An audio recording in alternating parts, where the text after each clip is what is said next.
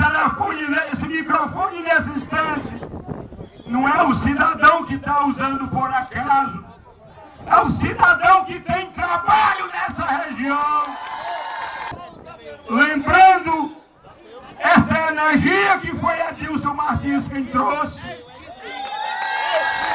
Lembrando o telefone público que foi Adilson Martins quem trouxe.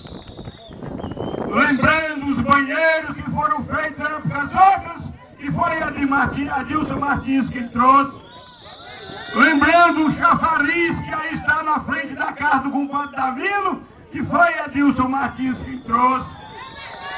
Da mesma forma, tem chafariz lá na Arengas 2, tem chafariz na Arengas 1.